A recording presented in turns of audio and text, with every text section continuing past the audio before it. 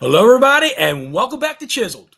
And why do we call it Chiseled? Because we're all a work in progress. I'm your host, Rob Commodari. I'm also the author of the book Better Than You Think and co-author of the book Next Level Your Life. But today we have a special guest, because I didn't mention this to Paul offline, but this is going to be our 100th episode of Chiseled, the 100th episode. I'm so honored that Paul agreed to be a part of this because he's a busy guy, as you'll hear in a few minutes. Right, Paul?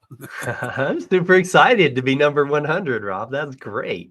It's special to me, so I'm grateful for that. So, anyway, let me tell you a little bit about Paul. He's the primary investor and executive producer of the movie Sound of Freedom. If you haven't watched it, you got to watch. It's important that everybody hears this message today. And I'm gonna struggle with the pronunciation of the actor that plays you. His name is Eduardo Verastegi. Eduardo Verastegi. He actually ran for president of Mexico last term, and he's been a pretty famous actor in Latin America. But it was funny. I was with the president of Mexico and Eduardo. Everybody wanted pictures with Eduardo. Nobody cared about the president because he was super popular. So yeah, he plays me in the movie. He's the producer of Sound of Freedom, and he plays Pablo, me, the billion-dollar fund manager who quits his job to go help rescue kids.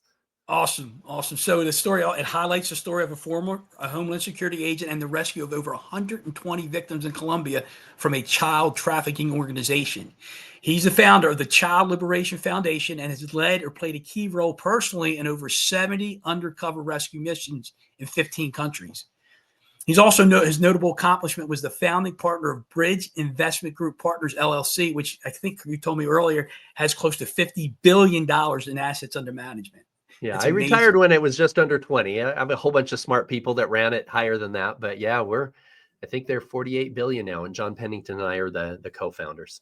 That's amazing. And we can talk a little bit about that as well. And so Paul is also well known around the world, as you'll hear, for his philanthropic and charitable contributions. He's dedicated countless hours and donations to making a difference in the community with specific focus on changing the lives of children throughout the world. So not only does Paul personally donate millions of dollars to child-related charity, he also risks his own life for the rescue of children in slavery. And you're going to hear some amazing stories today, and you might want to have some tissues with you.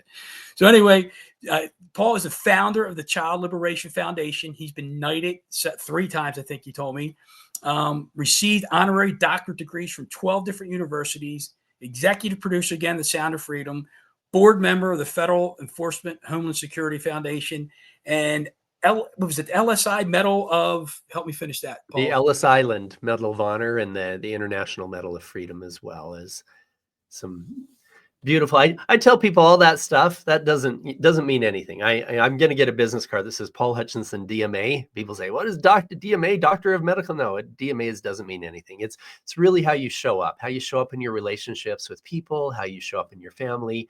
And we're all a work in progress. So those are beautiful accolades, and I'm super grateful for them. But the reality is, it's how we live our life day to day, not the medals we hang on our wall. There you go. I appreciate your humility. So Paul, you'll find out he's a humble guy. And Paul, please share with the early beginnings of your life, because you were, I'm going to call it a high flyer, so to speak, if that's a fair statement.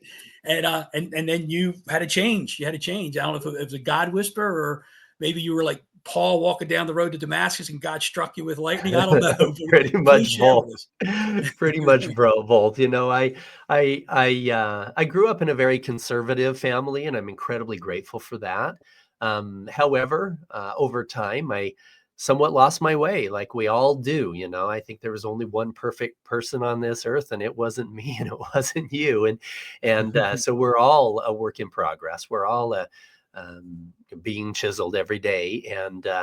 And for me, I was making a difference in the lives of others. I was on the Make-A-Wish board for 7 years. I was the incoming chairman for Make-A-Wish in our area. I had donated all this money, and I had built what was a multi-billion-dollar company. And but I was on my second marriage, headed for a divorce. My kids didn't even talk to me. I had lost my relationship with my Creator, with God, and in doing so, I thought, oh, I'm super happy. You know, I've got my house. I had I had 10 bathrooms, right? 10 Jeez. bathrooms in my house. At one point I was single. My closet was bigger than most, like 4 apartments put together. Just my closet had, and I spread out my clothes so that if any girlfriends that came over and stayed, they wouldn't stay longer than I wanted them to. I don't want you moving in, right? So I had 10 bathrooms, 7 fireplaces, 3 kitchens, 8 private suites with their own bathrooms, and a basketball court in my basement. And this was the energy I was living in. And I had a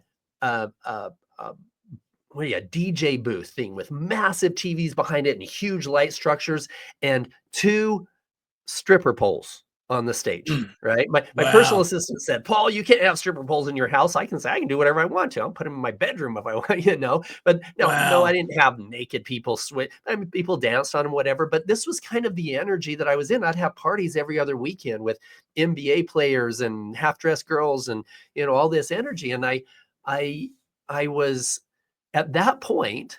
This is when I got a call from our attorney general. And he said, Paul, he said, I know you've donated millions of dollars to child-related charities. He said, I need to talk to you about something that's pretty dark. It's the fastest growing criminal enterprise in the world. And he talks about human trafficking. And he said, in particular, child trafficking. And I thought, child, what would anybody want with buying a kid for? And he started talking about organ harvesting and sex trafficking. It was a super heavy, dark conversation. And he told me about a Homeland Security agent who was in Cartagena, Colombia, who had found a bunch of children. They needed some money to help rescue them. And I said, well, how much do you need?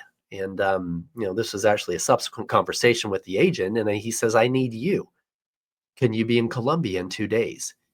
He said, we believe that there's more than 50 children in Cartagena. There's more than 100 children in other rings that we've identified. He said, we believe we can rescue them all on one day at one time, but I need your help.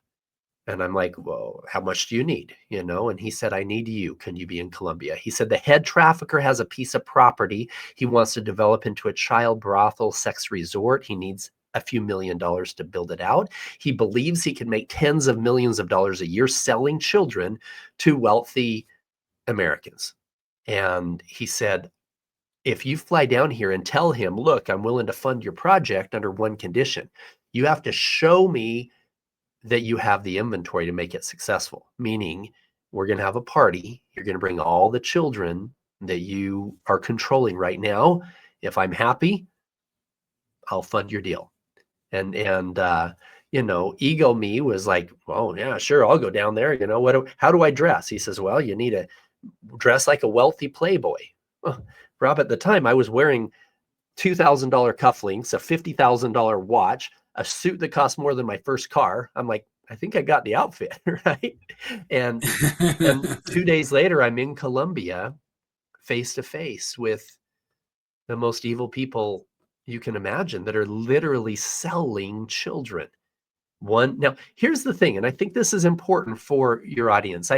I thought that child traffickers would have earrings in their noses and tattoos on their necks and be looking like street thugs. The first trafficker I met was a businessman, clean shaven, wearing a polo shirt, driving a nice car. The second one was a woman, beautiful female, she was used to be Miss Cartagena pageant, and she was running a fake modeling agency to lure in these kids. And at first I thought, and if you guys have seen the movie Sound of Freedom, you'll kind of understand where this plot came from. We actually took 8 different child rescue missions and we put them all together into one storyline with honestly about 20 different operators and put them with just a handful of actors.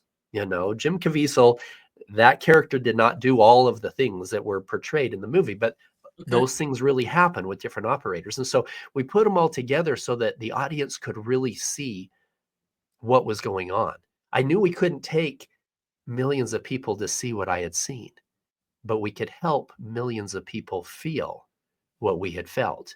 And so that first mission, I'm sitting there meeting with these traffickers, and I realized not only then, but over the next 10 years, in 70 undercover missions, I realized that the common thread within the traffickers and the perpetrators was not earrings in their noses and tattoos all over their face. The common thread was arrogance and greed and lust and a separation from God.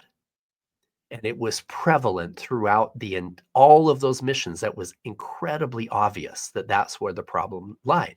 And so I'm sitting there at this table with these traffickers, and one of them leans forward and says, "Pablo, I have a gift for you." I said, "Really? What's your gift?" And he leans forward and he hands me his phone, and there's a picture of an 11-year-old girl on his phone.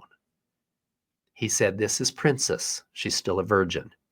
We just took delivery of some. She's my gift for you for this party." And he starts talking about horrific things I could do to this child. Now, in the movie Sound of Freedom, my character originally told Jim Caviezel, "No, I don't want to go." But it wasn't until he gave my driver this picture of this little girl, and I looked at this child, this 11-year-old girl, and that's what motivated me to change my course and help fund the mission. In reality, I was already there. I was face Okay. to face with these guys, and showing me that picture completely galvanized my commitment to making a difference. So that's where it That's started. crazy. That's where I was at the time. I was in this, big space of lots of cars and lots of toys and lots of parties, and seeing children being sold was the first major shift in my trajectory, in Yeah. So realizing there's real pain out there. it was, and yeah, I've heard you tell some of this story before. So if I can unpack some of that and you can go deeper into some of the story, it's you get a call asking you to do this, and 2 days later you're in, was it South America or wherever it It was? was in Colombia, yeah, 2 Colombia. days later. Mhm. So in your mind, here's a big question. In your mind, like what are you doing to like you've never like played undercover before, right? No. So in your mind, what are you doing to prepare for this, right? This is big stuff. Your heart's galvanized already, like you said, and you're like, I'm sitting there thinking, I'd be like shaking, you know. So how did you prepare yourself for that?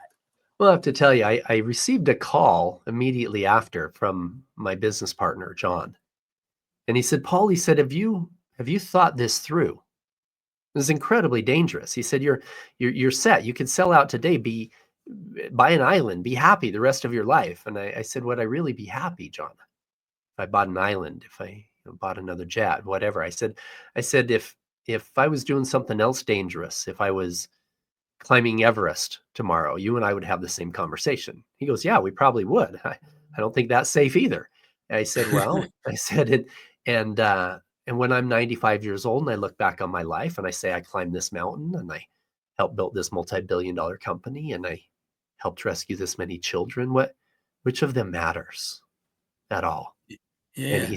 he said, "Yeah, I understand. If there's something about you and your background that can help rescue these kids, even if it's just one, that would be worth it." And so, there was a lot of things going through my head. I would go back and forth on, are these guys like super connected with even the airlines? Would they know when I landed? I mean, the reality is, at the time, I read how at one time in Colombia, this is back at the time of Pablo Escobar, you could pay $200 to have somebody taken out. That was the price on the police officers' heads was too. So I thought, wow, if these guys think I'm worth more than $200, my life's at risk. And I was supposed to show up wearing my $50,000 watch and my nice clothes and everything else. And so that automatically started. I was going back and forth on, okay, is this a wise decision? And honestly, I was in my home life wasn't where I was looking for fulfillment, and I really Paul, I was. got to interrupt you real quick. I just wrote the word fulfillment down here.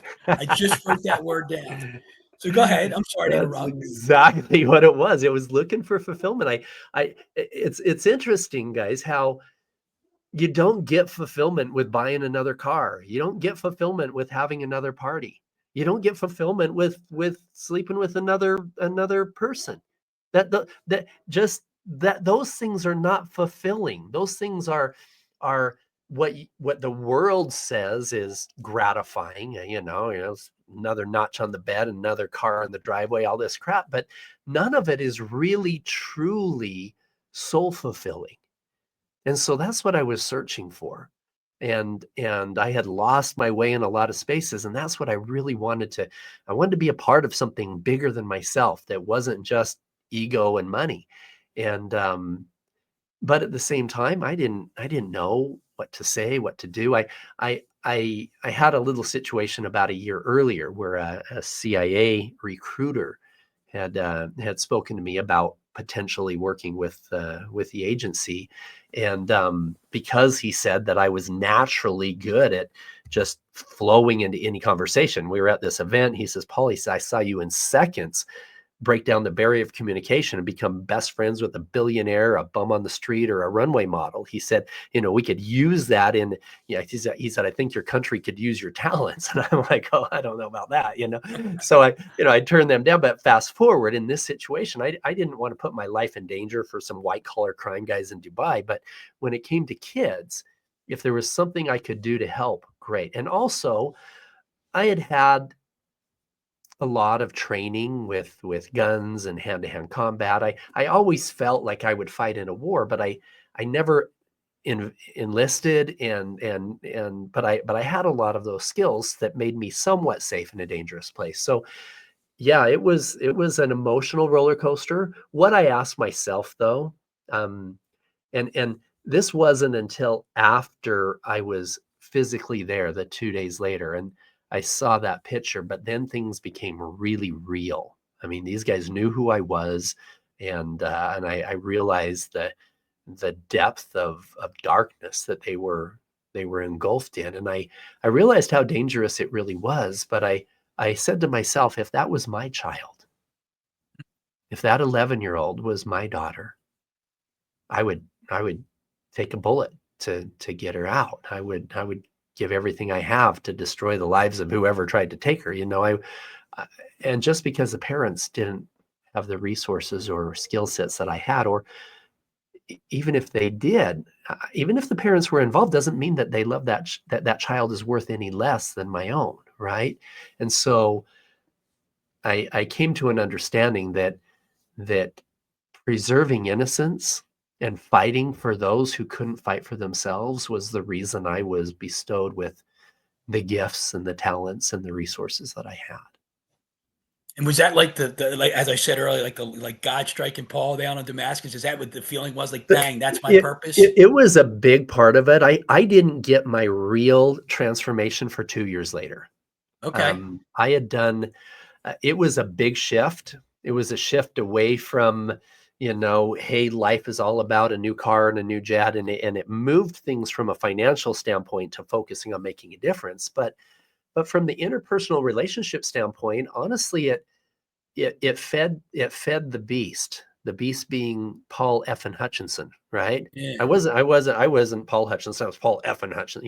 It was the ego Yeah. self, and because I still had the money, I still had the big house, I still had the ego, and now I had the best, pardon my French, but the best panty dropper story on the planet, right? It was feeding into that negativity of that ego lifestyle, and a lot of some of the other operators were in that space too.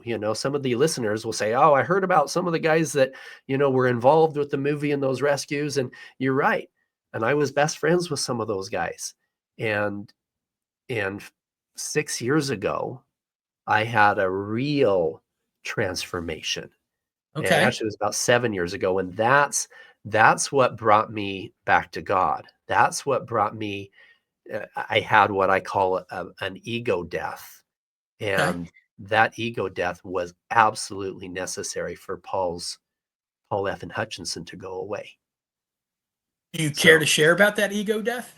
I would love to. I'd love to. And some of the listeners are going to say, "Oh, this is outside their comfort zone." I'm just going to tell you, this whole conversation is about outside of our comfort zone. We're talking about rescuing kids from horrific things. So I'll start with this way. I got a phone call from two of my operators. Now, understand, at this point we were blowing through operators. I had Navy SEALs and Green Berets who already had PTSD from 300 missions in Afghanistan and one undercover mission with me, and having a trafficker show us a menu with pictures of children, it wrecked them. And so I'd have operators that were seasoned military guys that only one mission, they were gone. I had 2 guys that stuck with me. No, 3 of them, but 2 of them in particular on this call. One was Jimmy, one was Andy. Jimmy had done 13 undercover missions with me. Andy had done 22. And they called me on the phone together and they said, "Paul, do you trust us?" I said, "Yeah, I trust you literally with my life." We go out in the downtown Mexico City. I'm in charge of talking. They're in charge of making sure I don't die. They said, "Well, if you trust us, you need to come to this transformational retreat. It'll be the most transformational thing you've ever done." Now, that's saying something. I mean, I'm personal friends with Tony Robbins. I've literally walked across coals with him right next to me. I've done transformational stuff, right? And Crazy. and then they said this is a doctor who has helped people with anxiety and depression and PTSD and addictions.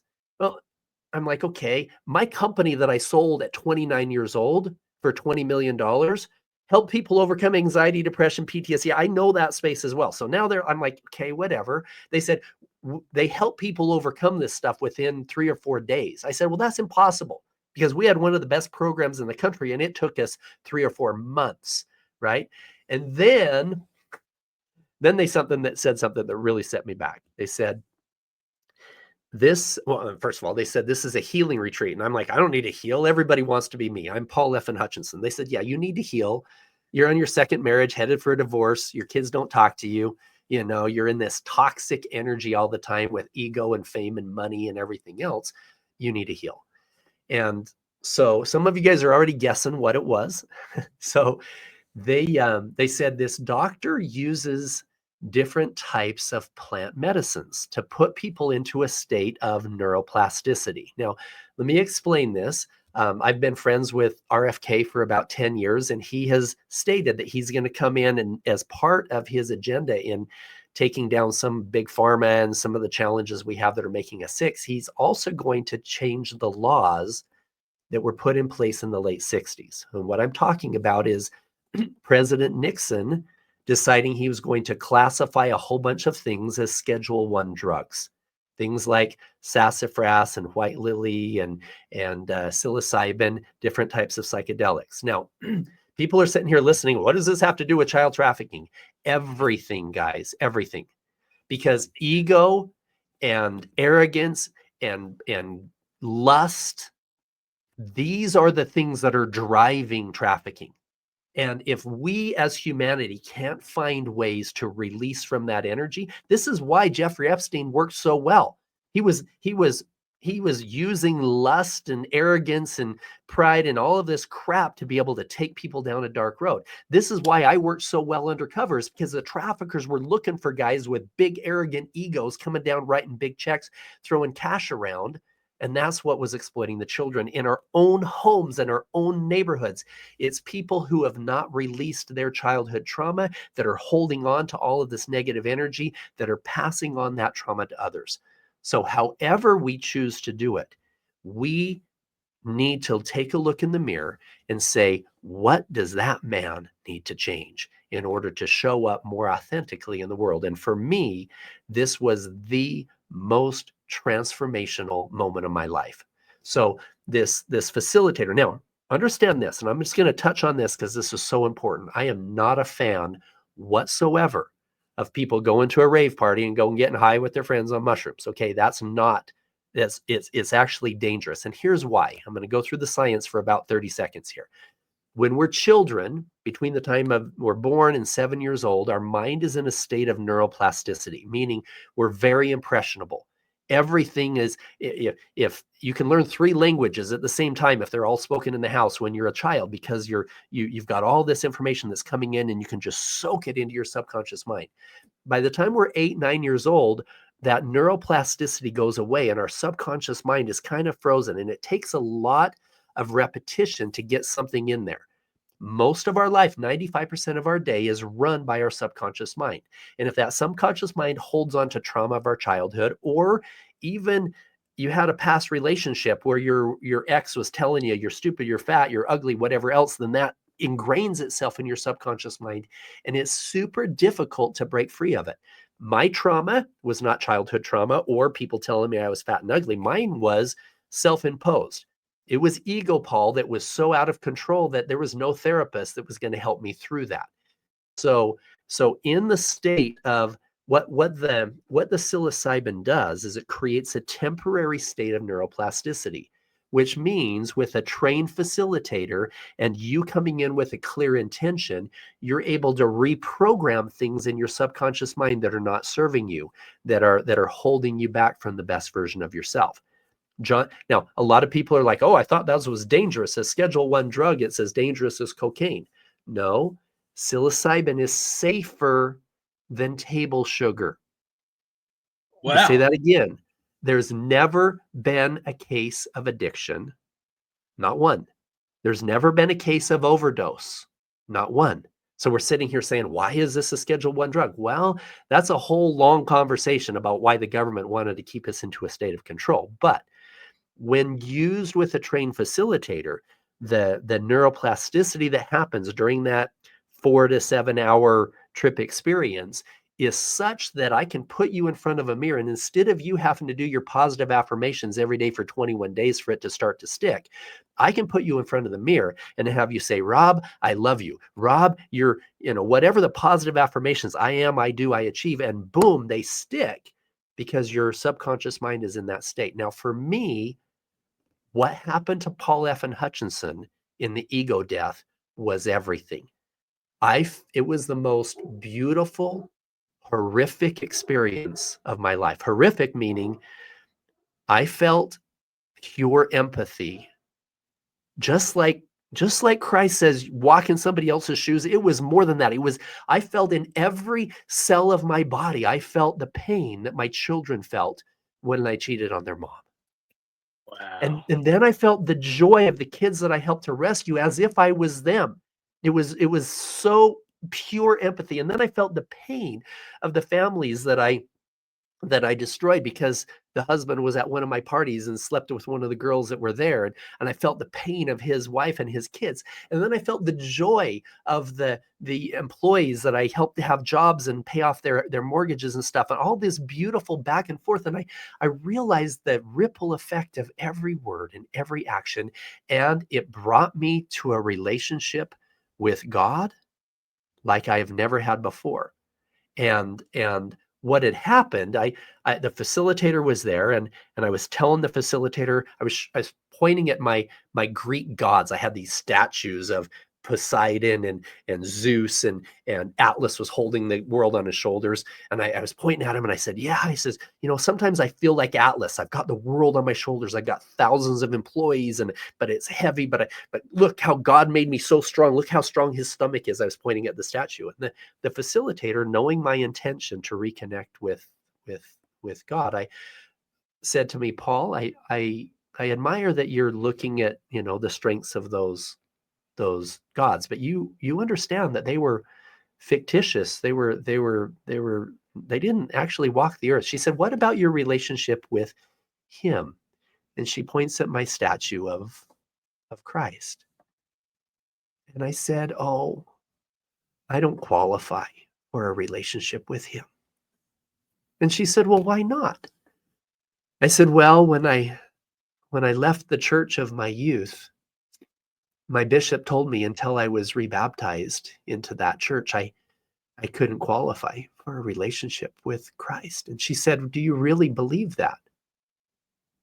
And I said, well, no, I'm a good person. I do a lot of good charity. She said, why don't you work on that relationship for the next little while? And I'm in this state of neuroplasticity. And she helped me take this statue down, because I'm on mushrooms, right? Tells me, takes it down. And I sat on a beanbag, and Rob, I spent the next 2 hours crying, holding that statue, reforming that relationship with Christ like I have never had in my life. And it was incredibly healing for me in that space because I had the right facilitator and the right energy and the right space around me. So that was my transformation. And That's that an amazing made all the story. difference. Wow. So I mean, thank you for sharing that. I mean, I got like tears in my eyes right now.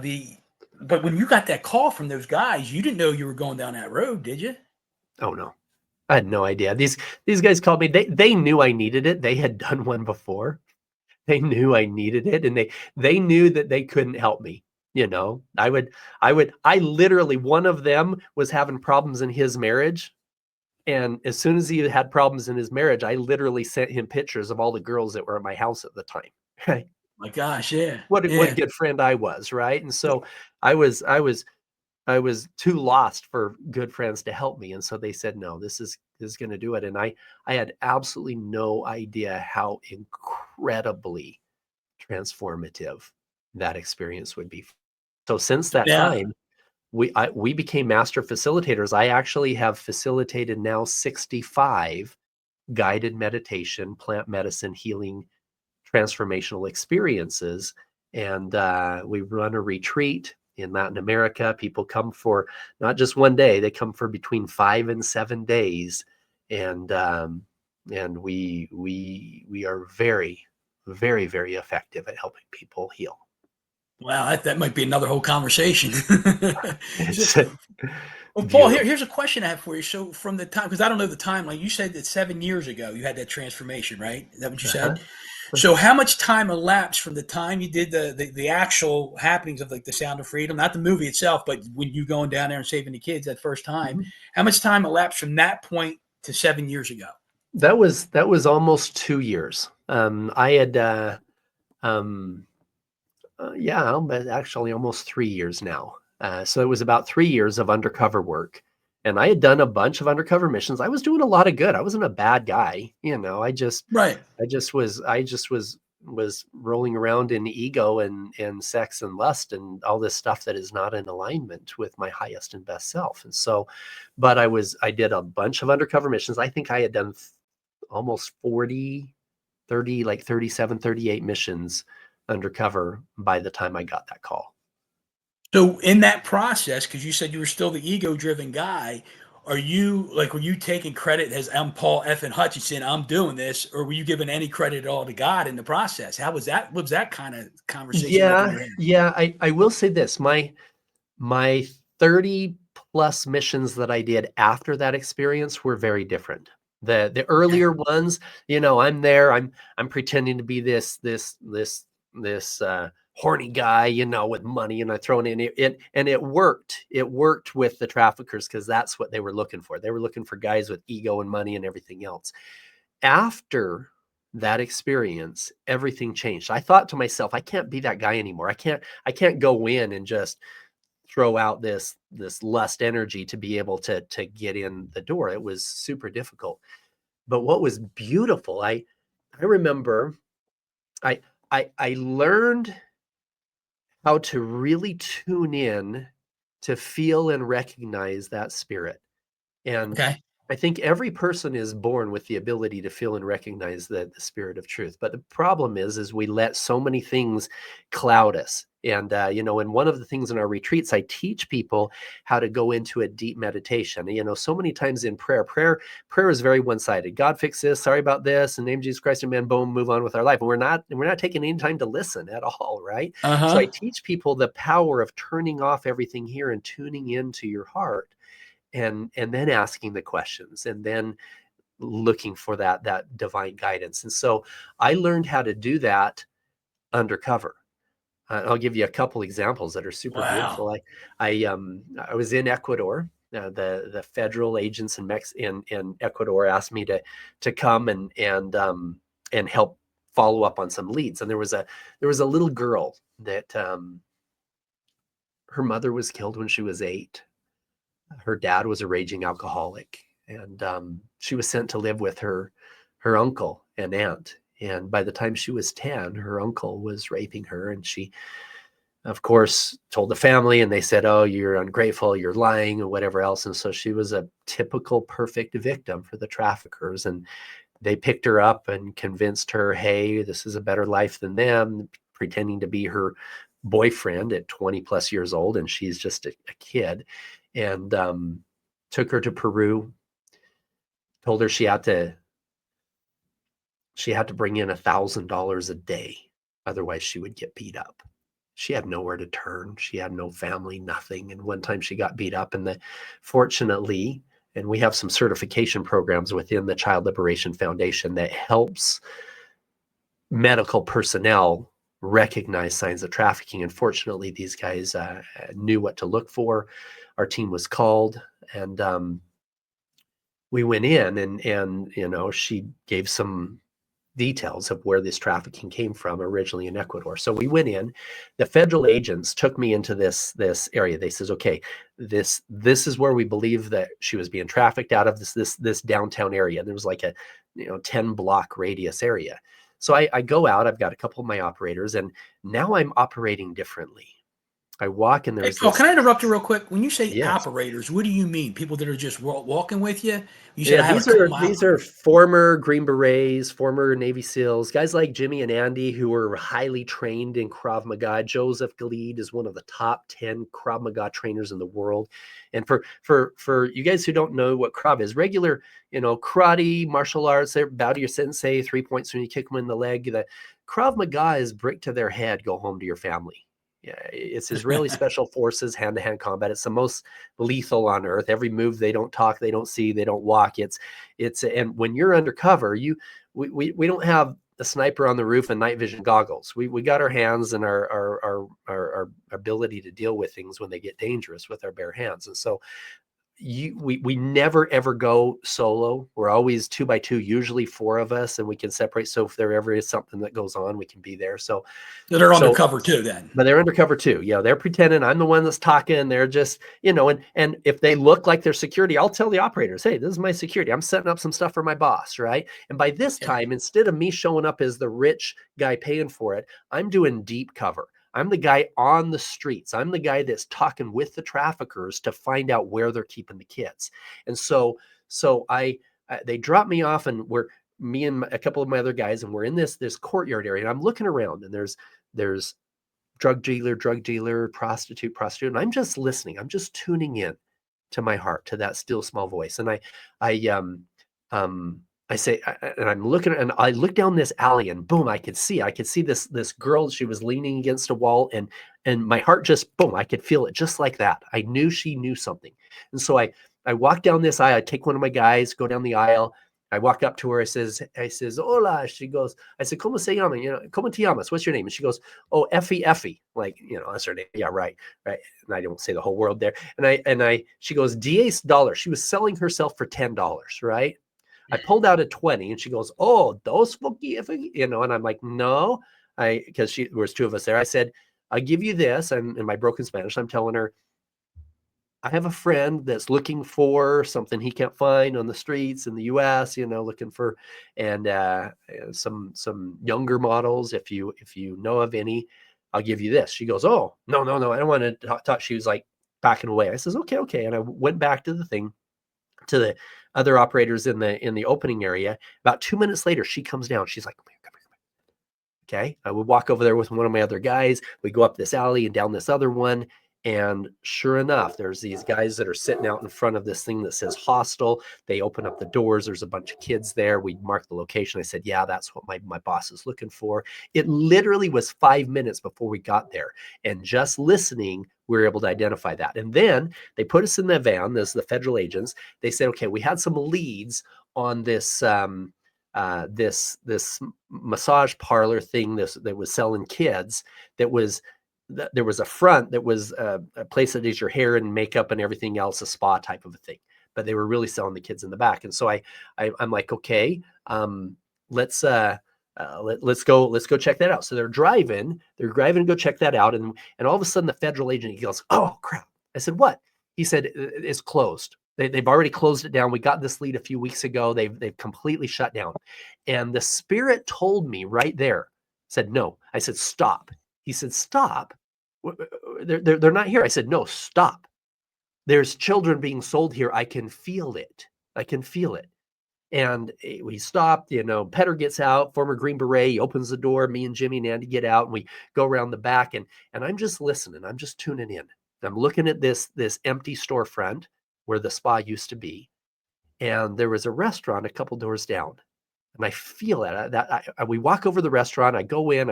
I talk to I say to the manager, "Hey, there's supposed to be a massage place here, but I don't see it." He goes, "Do you have an appointment?" Freaking knew that place was still there. I said, "No." He goes, "Oh, I don't want to talk about it." He backs away. And so I walk out in front, and I'm just listening, just tuning in to that still small voice. And there's a bunch of people walking by everywhere, and there was one lady walking her dog, and I could feel it. She was the one. I walk up to her and I said to her, "Ma'am, now sometimes I lie undercover." I said, "Ma'am, I have an appointment for a massage, but I can't find where it is." And she looks at me, and I look like one of those guys, right? I've got a hat that says "effers" upside down. I've got a shirt that has a picture of a doctor with a stethoscope, and it says, "I'm no gynecologist, but I'll take a look," right? I've got a big silver chain. I mean, I look like one of those guys, right? And she goes, "Oh yeah." So she picks up her phone, boom, makes a phone call. 2 minutes later, this madam comes down, opens up these two steel doors, walks us down this alleyway up and around. We knew we were being watched. And sure enough, takes us into this area, opens up a menu and starts showing us pictures of the kids, what they'll do. I said, "Yeah, that's what my boss wants." We, of course, the federal agents were there. They ended up 2 days later coming in, doing a sting, taking them all out, and rescued a whole bunch of kids there. So this is how things changed after connecting with God and learning how to really tune in to that still small voice of truth that everybody has. Everybody has access to that. It's just a matter of tuning out everything else and learning how to meditate, learning how to pray, learning how to listen in a way that can't be done if you're filled with arrogance and ego and greed and lust. Yeah. Paul got so many questions here. I want to go with this meditation piece, but I want to go back to the child rescue piece too. So while you're in meditation, let me ask you this question. So you talk about listening to the voice and tuning in.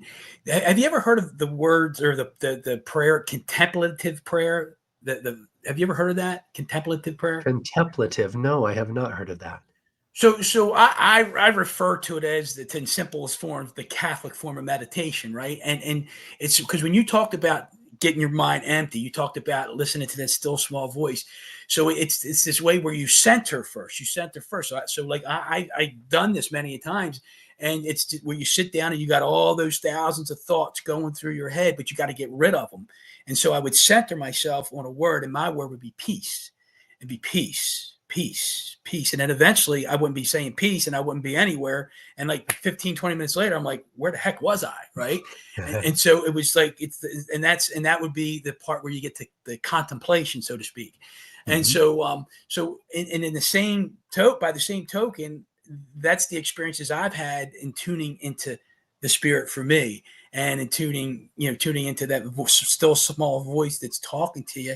And I think when you learn how to get there, whether it's the way you did it, the way I did it, the way whomever does it, when that spirit's talking to you, right? That's what I Absolutely. sense. And Well, go ahead. what's beautiful about how you're doing it there, the word peace. This is what I teach people in our healing retreats. Just like those old radios where you had to tune in to exactly the right frequency, otherwise you couldn't hear them. I mean, the radio stations were flowing through the air, but you can't hear any of them until you tune in. You've got to tune in just to the right frequency. Well, to me, the frequency of God is infinite unconditional love, is peace, and is deep gratitude. Those are very high frequency energies. And so what I do when I'm teaching people how to drop in is it's important that they set their tuner to the right frequency in order to listen. So you were already doing that with the word. Now, if you instead of saying peace, if you were saying something like, anger or fear, you wouldn't be able to tune in because it's the Right. wrong frequency. And so you Yeah. were using the word and tuning into that frequency of peace for the infinite love. I think of something or someone where it's easy to have infinite godlike total unconditional love, a beautiful butterfly or my daughter or something like that, that you can just tune into that unconditional love. And then I mirror that frequency of that love. I mirror it with other members of my family. I mirror it with all of humanity. For me to really drop in, I have to feel God's love for all of humanity. Yeah. Even those who have betrayed me, even those who have wronged me, even those who are doing horrible things, I have to feel that love. And people are like, you can't love everyone. What, are you going to love the traffickers? Guess what? I can come from a place that very few people can. I have literally put my life in danger to ensure that they never hurt innocents again. They're going to jail. However, I can do so from a place of compassion rather than from a place of hatred, right? Yeah. I can ensure that I can look at them as Christ would look at them. I'm still going to make sure that they're never going to hurt innocents again. But I don't have to do so from a place of hate, from a place of anger. I can do so with pure love and compassion for the kids, and understanding that it's likely that those guys came from a place of pain themselves. Yeah. And so Brokenness. exactly, hurt people hurting people. And that's a whole other discussion. But the meditation space has to come from a place of compassion, from a place of peace, from a place of gratitude, from a place of love. That's the frequency of God that you need to get into as you start that meditation. Yeah. So I'm glad we went through that conversation there. So then, but before you had that awakening, 7 years ago, or that transformation, let's call it, you hadn't been there yet. And so when you're sitting there and you're doing your undercover sting, so to speak, how did you control yourself from not getting angry, not like looking at these, like you're sitting there and this guy's getting ready to offer you a girl on a platter, and you're, how do you, like me, I'd be like, Yeah, how yeah. did you Shoot them in control the head. that? I will say this. I told my operators, I said, look, it's not our job to judge. That's God's job. But if we need to arrange that meeting with God a little bit early, let's do so. We had four traffickers that got killed while we were on missions. Now, they actually got killed by each other and turf war type things. Sadly, we had two operators. We had one operator got stabbed 27 times, and he actually lived. But we had another operator who died in Haiti.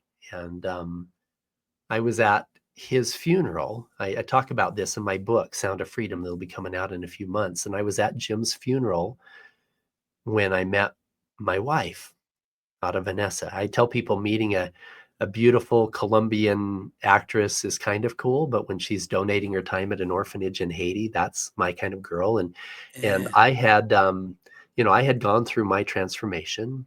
This was about 6 years ago. I had gotten to the point where I had to release my connection with people like that Homeland Security agent, release my connection even to my wife at the time, who she went down a super dark road after we got divorced. And so, all of these things I had to sever those relationships. And I was at his funeral when I met my current wife. She's a absolute sweetheart, runs the foundation, etc. But yeah, back in the day, um, it was hard. It was hard not to just punch him in the face, not to just Yeah. Yeah. Right. rip out there. I remember the very, very first time I met traffickers. I was sitting there, and when he showed me that picture of that little girl, I realized if we could get these kids out before they're ever raped the first time, that would be a miracle.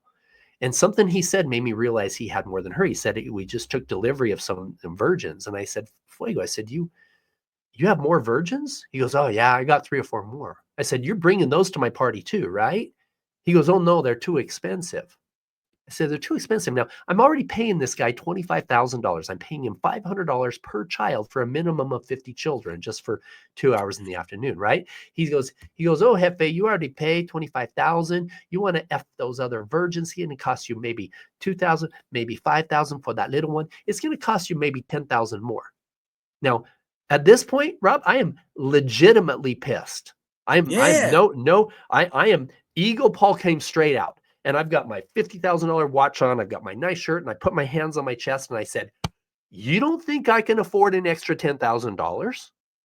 He's like, God. oh no, Jefe, no. I said, I want every one of those virgins at my party. I said, they damn well better be virgins when they get there.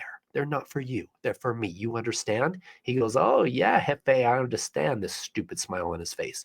So 2 weeks later, our guys had met with the U.S. Embassy and the Colombian federal agents, and they provided 40 agents for us. And these guys showed up with 54 children.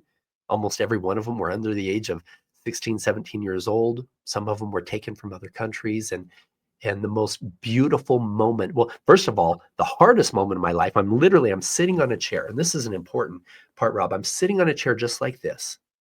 And we've got these traffickers, and there's this sick, disgusting conversation going on. Like, it's too disgusting to even talk about on air. And when I write about it in my book, I say on this part, I say, you may want to skip ahead the next page because this gets dark, right? So I'm in this dark conversation. I'm ready to just throw up and shoot these guys. And one of them gets up and he goes, Pablo, I have to show you the gifts that I brought you. And he goes in the house where the children are. And he's in there for a few minutes, and you can hear some of the kids crying. Mm. And Rob, that was so hard to not send somebody in to fix whatever needed to be fixed, because the kids were crying. I realized later they were crying because they were scared of meeting me, the man who was supposed to defile them, right? He comes back out and he has 4 virgins scared to death. He has 3 little girls, 1 little boy. This little boy, they'd given him cocaine that morning because he was so scared. He was 11. What kind of monster thinks that that's attractive? I'm sitting on this chair, and this was the hardest thing for me. This was the first time that a trafficked child was presented to me in person. And I'm sitting on a chair just like I am now.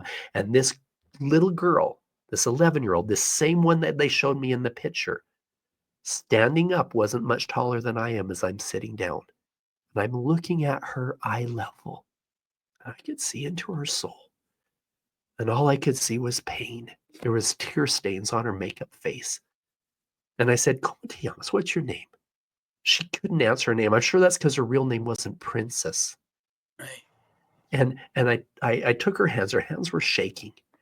And I just said, Está bien. And that was so hard. I told the traffickers, I said, it's not time for the party to start.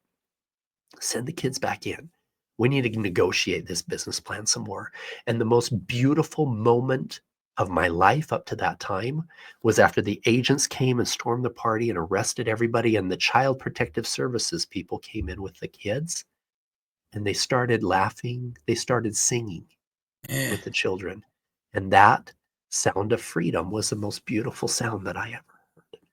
I started crying. I turned to the agent that was with me. I said, bro, I spent my whole life making money, making rich people richer. I want to make a difference. I want to help. What do you need? And at that point, he said, Paul, there's a huge demand for this, from guys that, he said, don't take this wrong, but they're guys with big arrogant egos and big checkbooks just like you. He said, they look and walk and talk like you. He said, if you're willing to be the bait, I'll change your whole life. And so that was the beginning there. But yeah, it was hard. I mean, we had some where there was an escaped convict from the U.S. that was in Dominican Republic. And fortunately, he got shot, which is good. But he had these 2 children, 9 and 11, that were being sold by their own mother, not just for the night, but for good. She wanted $10,000 for each of them. And this ex-con is like, hey, go try him out here. I said, no, my boss will kill me and my whole family if I taste the candy, but I have to verify you have it. And the sickest conversation I've had with a mother was when this trafficker got me on the phone with her, negotiating the sale of her own kids.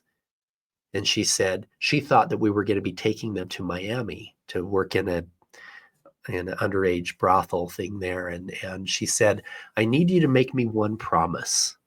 And I'm thinking maybe she's going to say, take care of them, make sure they're well fed, make sure they're okay. She said, make me one promise.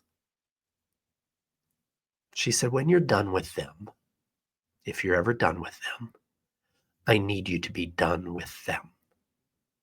I don't want this ever to come back on me. Meaning she needed to have their life. I'm telling you guys this because you need to understand that there is darkness in this world. We're not fighting against flesh and bones. We're fighting against principalities of darkness in the highest places. Mm-hmm. And you have to ask yourself, how does somebody get to the point where they offer up their own children for money and say those words, if you're done with them, I need you to be done with them? How do we help humanity heal from that toxic energy that is tearing apart our families? It's a return to God. That's the only way that we're going to heal. Wow, Paul, that was powerful. I was getting choked up. I had to clear the tears out of my eyes there. But it's it's part of me doesn't know what to say right now. But I'm sitting here. You just said about the principalities. Like I just finished reading a book. I read it years ago, and I just finished reading it about a month or so ago. It's called "This Present Darkness." Have you ever heard of it? I haven't. I'll have to read it. And so it's about the present, that the darkness, the battle. Let's call it the battle, the spiritual warfare that's going on above our heads right now. The angels and the demons going at each other, and how like sometimes it's amazing how sometimes somebody has to go through a struggle intentionally by God to get them to the other side, right? And this book talks about that. It's an amazing, it's a story, but we every 100% of every day there's a battle going on above our heads. 100% of every day, and you talk about the dark principalities, and it's just it blows my mind. Like you said, what kind of monster can do this? And I guess it's the darkness that grips them, that allows them to go down that road. And I'm sure you've seen some stuff. Like my mind's everywhere right now. Like, did you ever almost slip up in the undercover scene? Yeah. Yeah. I mean, that very first one, when they presented that little girl, I, um, I had, I had, who would become our attorney general standing right behind me. And both of us talked about it later. That was the hardest moment. I almost broke character right there, looking at that little girl in her eyes and seeing her fear and seeing the tear stains down her makeup face. It was everything I could do to not break character and just hug that little girl and say, you're going to be fine. You're going to see your parents again. I remember I was in Haiti.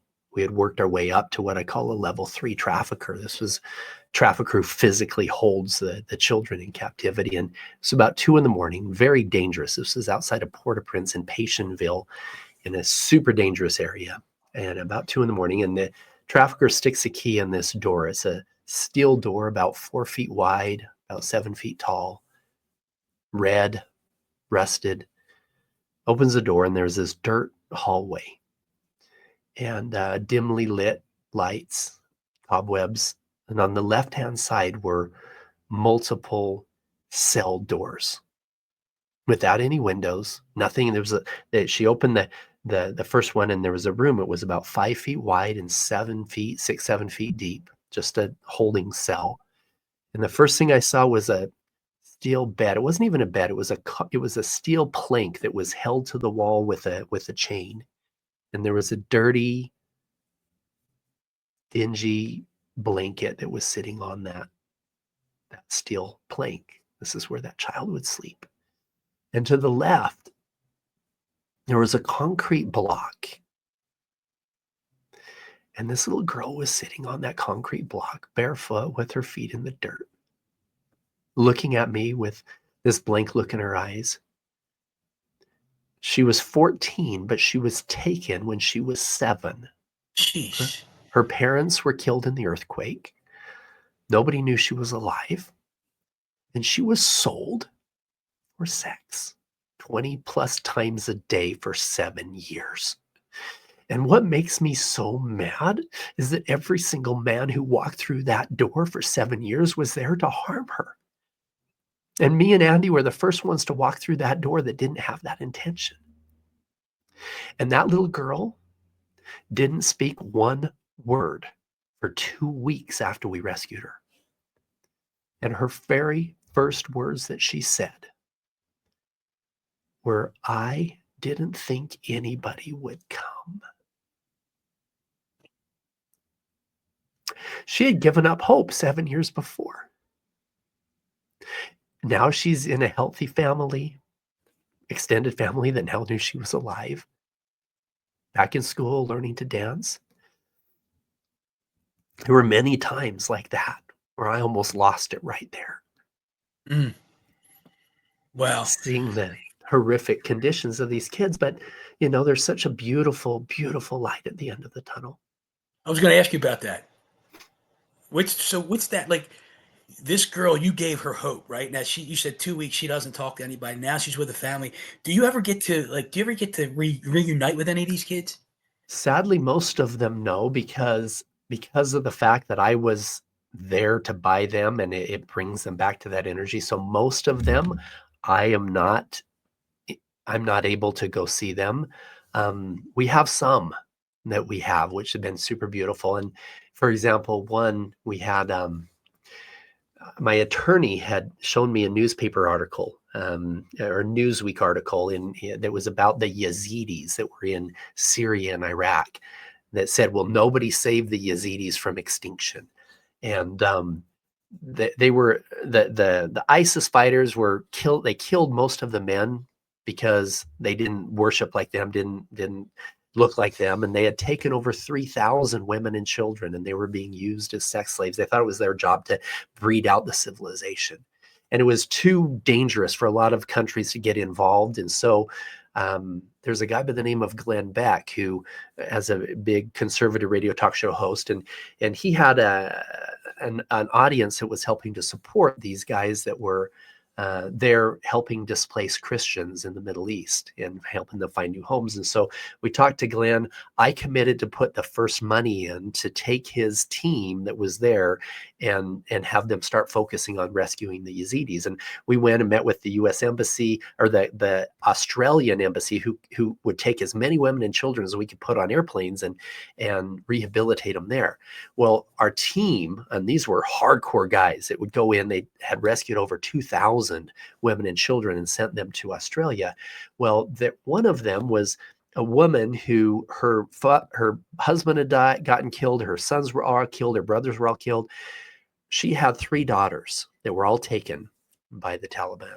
And she was rescued by our team along with one of her daughters, taken to Australia. And she thought both of her other daughters were dead. One was 9, one was 13 when they were taken. And the 13-year-old was now 17. This is 4 years later. And our team rescued her, and she said, "I think my sister is still alive. And I know where she is." And so we flew there her name was Naveen. And I've got some beautiful pictures I can send you can put up on your thing or whatnot. But we escorted Naveen from Syria. We went into Syria and Iraq, and we escorted her back to Australia to film the reuniting of her and her mother. Because of the fact that we weren't there to buy her, were there just as taking her there. And the most beautiful video I have is her coming off the plane and running into her mom's hands. They hadn't seen each other for 4 years. Both of them thought each other was dead. Gosh. And that embrace was priceless, priceless, worth every rescue, worth everything. And so, yeah, I've had a few where I've had the opportunity to be there. And that very first rescue, they weren't supposed to tell the kids that we were the good guys, but somebody must have said something, because that little girl, the one that they showed me on the phone, the one that was standing in front of me with her tear stains, as after the agents came and the bad guys were taken away in handcuffs, we were being led off the island in handcuffs. And she wasn't supposed to be told we were the good guys, but either she felt something or she was told something, because her hand was on the window. She was crying again, but she was smiling and waving. And she said in her broken English, she said, "Thank you, Americans." I just got chills, Paul. I just got chills when you said that. That's crazy. So this is a war and we're winning. Yeah. So you said light at the end of the tunnel, because I'm sitting there thinking, okay, it's dark, right? A lot of the stuff we're talking about is dark, but you've rescued so many people. Your organizations have rescued so many people. And what is that light at the end of the tunnel that you talked about earlier? Well, the light is one word, and it's liberation. And it's not just liberation from bondage of being trafficked, but the easy rescue is pulling them out of grips of the traffickers. The longer rescue takes years, and therapists and psychiatrists and a healthy family. You know, we have different organizations that we work with that help to identify families, healthy families that they can put these kids, because you don't want to take them out of hell and put them into another hell and have them in a, Right. you know, in a place like that. But I will say this, beyond the rehabilitation of the kids, and what's amazing is kids are resilient. You pull them out of that position, but you know that they've been in it, you can immediately get the help that they need. The real travesty is the fact that 1 out of every 4 women that you know here in the United States, 1 out of every 4 was a victim of sexual abuse as a child. As a child, Mm. that's 1 in 4. Now, half with men, it's a little bit less. It's 1 in 5 men at some time in their life. But even them, the majority of them were children when it happened. And 1/4 of them, it was under the age of 10 years old in their own homes. And so what this whole, I'm going to bring this all around, what this has all taught me is that just doing child rescue missions was just fighting fire with fire.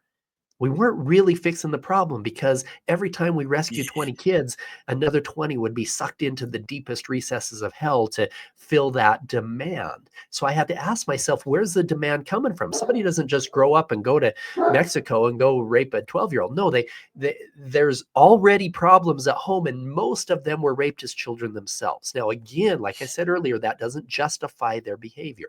The majority of us who have uh, number of my operators were abused as children. The majority of people who are abused as children grow up to be protectors. God bless them. There's no way that a child will be hurt on their watch.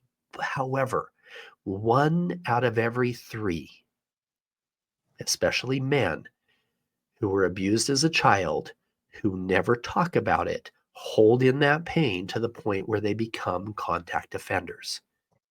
1 out of every 3. That's a huge number. And a lot of them, it's more than one child that is offended in that situation. So the answer to the riddle of eradicating child trafficking is not doing more missions.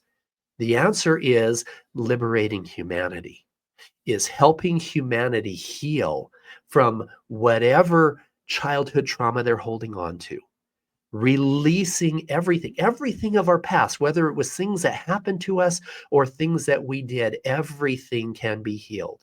It's both of it's going to require the power of God to do so. But in doing so, it is the only way to ensure that the next generation doesn't endure the same pain that our current generation has. We've got to help people heal before they pass that pain on to another person. That's the answer right there.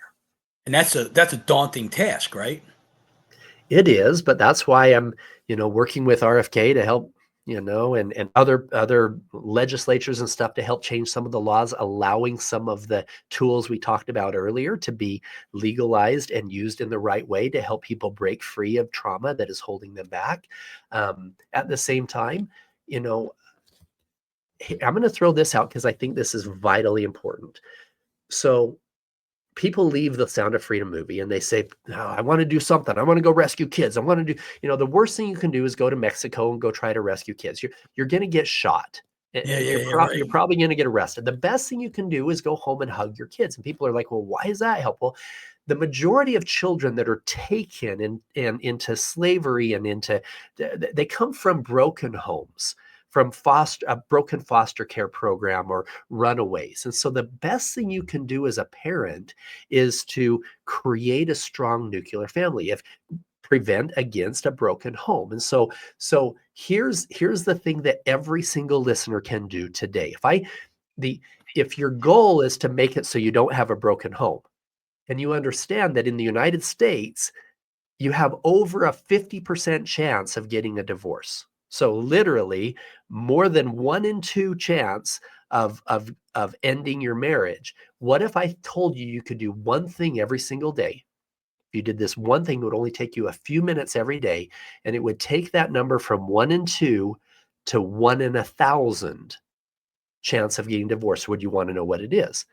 Absolutely. Okay, now here's what's crazy. Pray together with your spouse every day. Look this up online. Statistically, couples who pray together every day, their divorce rate isn't 1 in 2. Their divorce rate is 1 in 1,152. More than a 1 in 1,000 chance of getting divorced versus 1 in 2 by simply praying every day. And you don't have to have something, people are like, I don't know how to pray. Hey, it's simple, guys. Address God, express gratitude, ask Mhm. for things that you need. It's super simple, you Yeah, can end it with amen. You don't have to have some flowery anything. Heavenly Father, I'm incredibly grateful for this day. We're so thankful for our family. We're so thankful for our kids. We're grateful for this home, grateful for our breath. Please watch over our family. Please keep them safe. We're so grateful for all of these things. Please forgive us for the things that are not in alignment. And, in the name of Jesus Christ, amen. Super simple, guys. It doesn't have yeah. to be special.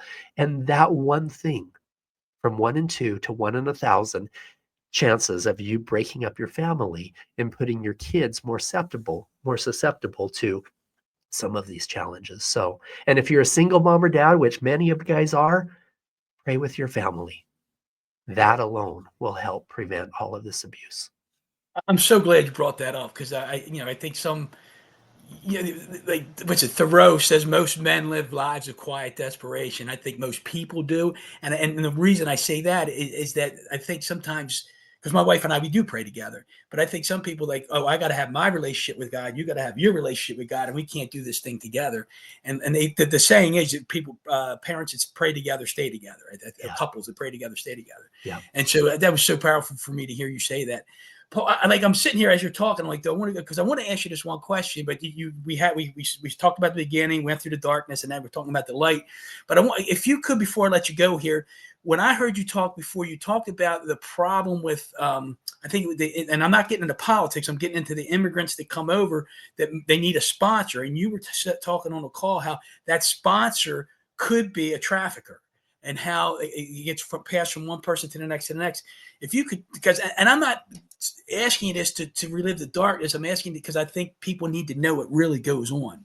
Yeah. If you could share that. Absolutely, Rob. So, I've spent a lot of time in Latin America over the last few years, and almost every single day in major cities throughout all of Latin America, children are taken from healthy families. Now, I didn't say wealthy families. I said healthy families. They've got a mom and a dad who love them, but don't have the resources to follow up on that child that is now taken. And just like what you saw in Sound of Freedom, these children are then controlled through manipulation, through fear. They're usually raped fairly quickly. They're broken down. And then they're told, listen, we know where your mother goes to work. We know where your sister goes to school. You don't want some bad things to happen to them. You don't want your sister to be raped or stolen, right? You're going to do exactly what we say. And those kids are completely compliant at that point, completely. And then they're taken up to the border. All the rescue missions I did before, we were going outside the country. Why? Because we Americans were the demand going to the supply in these second and third world countries. These traffickers over the last few years have realized that it's a lot more lucrative for them to take the supply, the kids, to the demand, the guys in the US. And the United States is the number one producer and consumer of child pornography in the world. And they're the primary buyers of a lot of this stuff, especially in the Western Hemisphere. And so these kids are brought up, they're brought to the border, and I am incredibly grateful that this problem is being resolved over the last few months. Because what would happen with this open border policy is they were being brought and they would have a phone number and an address of their sponsor. There weren't FBI background checks on these sponsors. There were so many kids coming in, 130,000 children a year being brought in that were Jeez. unaccompanied, undocumented minors that were coming in across the border. And the State Department admitted a couple years ago that they had completely lost 85,000 of these children, completely lost, have no idea where they are. And then their new numbers were another 290,000 that didn't have court dates set up, that they had no ability to follow up with where they were, et cetera, putting these kids in an incredibly perilous situation wherein now God bless them. There are so many good families out there who want to help. Here's what would happen though. And you can do your research on this. There's entire towns where families all got together and said, we're all going to sponsor kids that are coming in, bring them to us. And the kids were being brought to these healthy families, which they were healthy families. But then within a week or two, the child would run away. Why? Because they were told by their captors, if you don't report to this phone number and this address by this time, then your sister will be taken out. It happens all the time, right? So it is a horrific situation where these kids were being brought into the US for exploitation as they were.